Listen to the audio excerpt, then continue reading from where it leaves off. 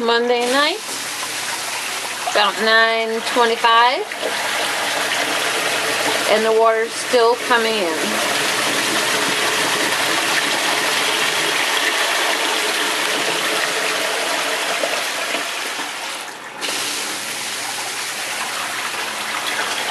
We have 2 of these pumps, and they're working overtime.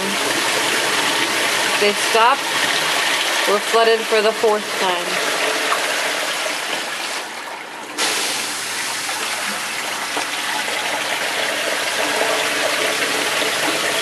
It's just pouring in.